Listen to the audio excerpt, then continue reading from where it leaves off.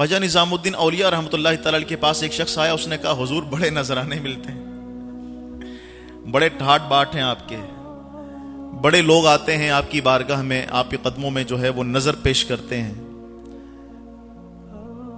محبتوں اور عقیدتوں کا جب سلسلہ ہو جاتا ہے تو پھر انسان مال نہیں دیکھتا، پھر وہ کہتا ہے کہ حضرت کو بس پیش کرو، یہ دین کا کام کر رہے ہیں۔ تو وہ خواجہ نظام الدین اولیاء رحمۃ اللہ تعالی علیہ کو جو ہے نا لوگ کافی نذرانے پیش کیا کرتے۔ تو ایک شخص کہنے لگا حضرت بڑے نذرانے ملتے ہیں ماشاءاللہ۔ تو خواجہ نظام الدین اولیاء رحمۃ اللہ تعالی علیہ مسکرا دیے۔ آپ نے فرمایا کہ آپ نذرانوں کو دیکھ رہے ہو، میں اپنے دل کی حالت بتاؤں؟ فرمانے لگے میرے دل کی حالت یہ ہے کہ یہ جو نذرانے دینے والے لوگ ہیں نا، یہ یقیناً کسی نہ کسی مصیبت سے دو چار ہوتے ہیں۔ سمجھ گئے؟ کوئی جیب کا مال ایسے تو کبھی نکالتا ہی نہیں، کون نکالتا؟ بہت کم نکالتا۔ کئی بندہ پھنستا ہے تو پھر اس کو یاد آتا ہے کہ یار تھوڑا سا مال خرچ کر دو، تھوڑا سا صدقہ دے دو، تھوڑا سا نظر کسی کو دے دو۔ کہہ رہے ہیں یہ مصیبت کے مارے ہوتے ہیں، غم کے مارے ہوتے ہیں۔ اچھا، جب مجھے نذرانہ دیتے ہیں تو مجھے اپنا دکھ بھی بتاتے ہیں، مجھے اپنا غم بھی بتاتے ہیں، میں ان کے دکھ کو سنتا ہوں، ان کے غم کو سنتا ہوں۔ اتنی بات تو صحیح ہے۔ اب خاص بات آگے آ رہی ہے۔ خواجہ صاحب فرماتے ہیں کہ آپ میرے صرف ٹھاٹ باٹ دیکھ رہے ہیں، مطلب یہ کہ اتنا رنگ ہے آستانے پر، دنیا آ رہی ہے، کھا رہی ہے، پی رہی ہے، یہاں پہ رہ رہی ہے، تعلیم اور تعلم کا سلسلہ ہے، آپ صرف یہ دیکھ رہے ہیں۔ پھر فرمانے لگے جب یہ نذرانہ دیتے ہیں، دکھ بتاتے ہیں، اپنا غم بتاتے ہیں، اپنی پریشانی بتاتے ہیں، تو پھر مجھ سے کہتے ہیں حضور ہمارے لیے دعا کیجئے گا۔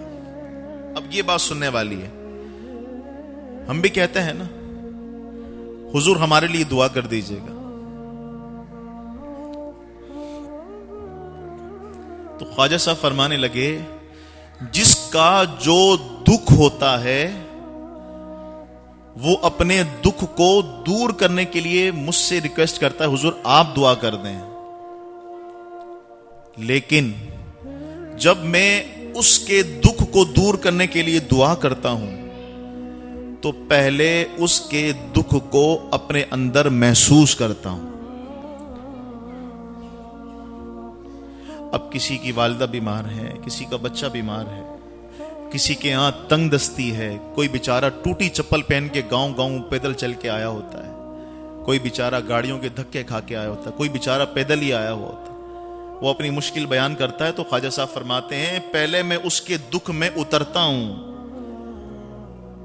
اس کا دکھ اپنی ذات میں محسوس کرتا ہوں، پھر اللہ سے دعا کرتا ہوں تو اللہ میری دعا قبول فرما لیتا ہے۔